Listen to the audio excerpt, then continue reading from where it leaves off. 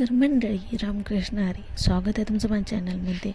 इथं मी पनीरची भाजी आणि बटर नान ही रेसिपी ह्याच व्हिडिओमध्ये तुम्हाला पुढे कंटिन्यू करून दाखवणार आहे. तर व्हिडिओ स्किप न करता नक्की बघा. इथे मी टोमॅटो आणि कांदा चांगला ब्राऊन कलर होईपर्यंत परतून घेतला व त्याचनंतर मी इथे त्यामध्ये आलं, वेलायची, लवंग असं टाकून तेही परतून घेतलं. लसूण तोही टाकून व्यवस्थित परतून घ्यायचा. त्यानंतर एक मिडियम चिरलेला कांदा तोही ब्राऊन कलर होईपर्यंत तोही व्यवस्थित परतून घ्यायचा व त्याचनंतर त्याच कढईमध्ये 1 चमचा बेसन पीठ टाकून तेही ब्राऊन कलर होईपर्यंत परतून घ्यायचं. तुम्ही हे बेसन पीठ तुमच्या घरातले माणसं किती आहे त्यानुसार तुम्ही कमी जास्त तेही करू शकता.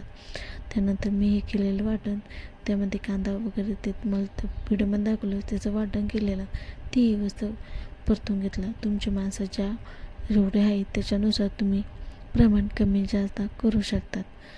त्यानंतर मी तेल टाकून व्यवस्थित केलेलं वाटण छान परतून घेतलं.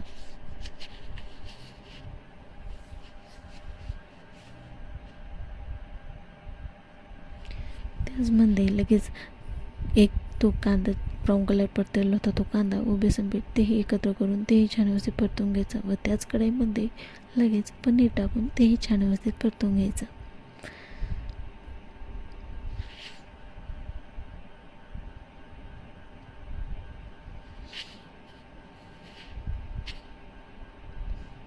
आता हे पनीर काढून घेऊन लगेच त्याच कढईमध्ये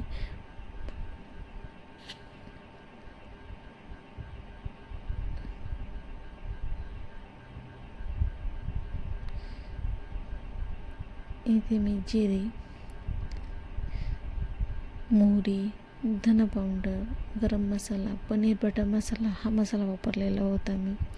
त्यानंतर गरम मसाला, अंबारी मसाला असे मसाले ॲड केले आणि त्या ताटामध्ये जे पनीर परतलं त्याबरोबर तेलही घेतलं. ते तेल मी परत पुन्हा कढईमध्ये टाकून घेतलं व त्यानंतर ते छान व्यवस्थित परतून घेतल्यानंतर त्यामुळे 2 मिनटं झाकण ठेवायचं. तुम्ही बघू शकता त्यामध्ये मी परत वेलायची टाकली जेणेकरून परत झाकण ठेवायचं जेणेकरून त्याला छान असा वास सुटेल. परत छान व्यवस्थित परतून घ्यायचं. असं केल्याने भाजीला छान लागते व चवीला भन्नाट लागते. त्यानंतर मी ते केलेले पनीरचे काप तेही त्याच्यामध्ये टाकून तेही व्यवस्थित परतून घेतले. तुम्हाला जसे पनीरचे आकार छोटे मोठे पाहिजे त्या साईजनुसार तुम्ही करू शकता. इथे मी आमच्या घरी जसे आवडते त्या पद्धतीने मी ते करून घेतले. त्यानंतर मी वरून परत हळदी पावडर टाकली व तेही व्यवस्थित परतून घेऊन 2 मिनटं झाकण ठेवून दिले.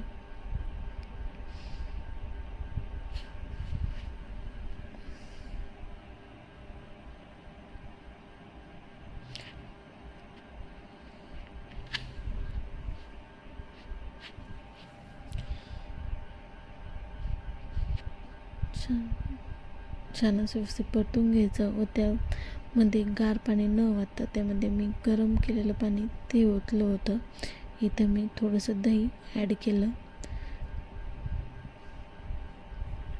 तुम्हाला हवं असेल तर तुम्ही ॲड करू शकता, नाही तर नाही केलं तरी चालेल. त्यानंतर चवीनुसार मीठ.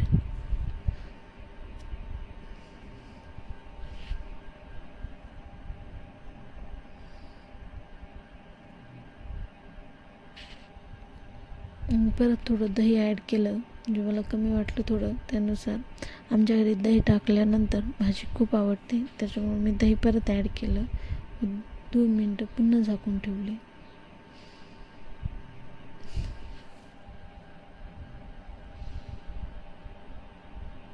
त्याचनंतर मी जे गरम पाणी केलेलं होतं ते भाजीमध्ये ओतून घेतलं. तुम्हाला जितकं पाणी पाहिजे त्यानुसार तुम्ही कमी जादा करू शकते. व त्यानंतर वरून कोथिंबीर चिरून घेतली टाकण्यासाठी. त्यानंतर इथं बटर नान रेसिपीसाठी इथं मी 2 कप मैदा, तुम्हाला जितका हवा असेल तितकं तुम्ही मैदा घेऊ शकता. नेमकं मी छोटा कप मैदा घेतला होता ज्यानं तुम्हाला पुढे कमी पडला त्याच्यात मी पुन्हा परत व्हिडिओमध्ये थोडासा ॲड केला होता. नंतर इथं मी त्याच्यामध्ये तेल, मीठ, सोडा,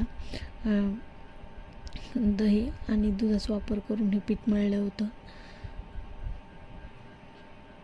छान असं हे होईपर्यंत तुम्हाला जितकं लागेल ते हातावरतीच थोडं पाणी दूध घेऊन ते व्यवस्थित मळून घ्यायचं. पाण्याचा वापर मी इथे केलेला नाही, तुम्ही पाणी पण चा वापरही करू शकतात. मी तर दुधातच मळलं होतं. तुम्हाला जितकं हाताला चिटकत असेल त्यानुसार थोडं दूध हातावरती घ्यायचं आणि ते उंडा लावायचं, जेणेकरून पीठ या स्थितीमध्ये व्यवस्थित आलं पाहिजे, जेणेकरून बटर नान ही छान फुलतात. त्यानंतर ते मी थोडं झाकून ठेवलं आणि आपली इकडे पनीर भाजी बी छान व्यवस्थित उकळी आली होती, तुम्ही बघू शकता.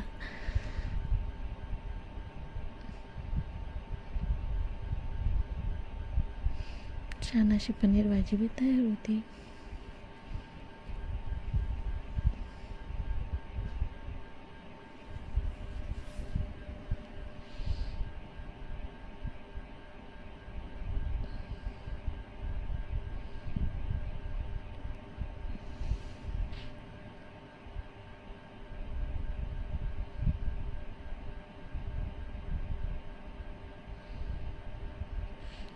त्यानंतर ते पीठ होतं बटर नानचं, ते अर्धा तास किंवा 1 तास तुम्ही भिजवून देऊ शकता.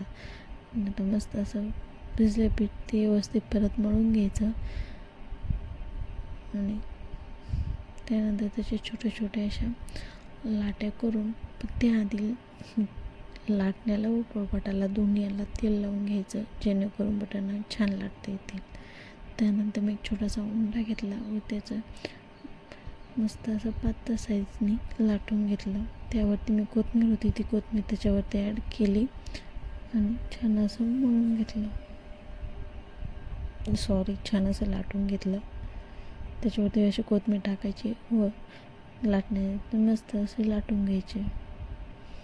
मी हे बटर नान पहिल्यांदाच बनवले होते, तरी इतकी छान व खमंग झालते. नक्की अशा पद्धतीनं हे करून बघा.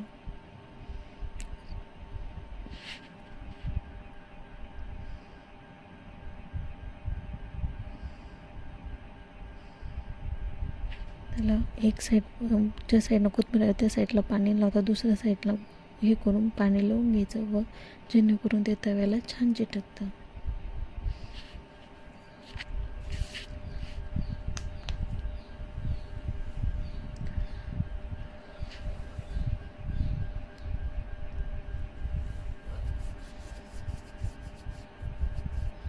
तुम्ही नुसतं गॅसवरही भाजू शकता. मी हे करण्यासाठी फक्त गॅसवर असं हे करून दाखवलं तुम्हाला, पण ते हे न करता फक्त तुम्ही गॅसवरही भाजू शकता. तेच साईडला उलटी करून घ्यायचं. तेवढं एकच हे असं केलं होतं आणि नंतर मी सगळे बटर हे गॅसवर तव्यावरतीच भाजून घेतले, गॅसवरती नाही भाजून घेतले.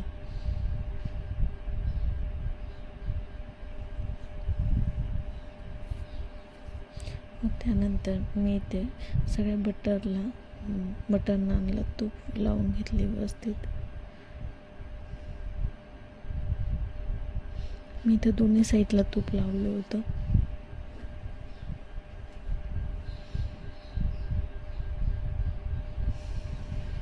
तर तयार आहे आपली पनीर भाजी बटर नान. आणि त्याचबरोबर घरातल्यांसाठी मी काही मैद्याच होतं, त्यामुळे मी काही भात बी बनवला होता. तर असं होतं. तो व्हिडिओ आवडला असेल तर लाईक शेअर सबस्क्राईब बाय.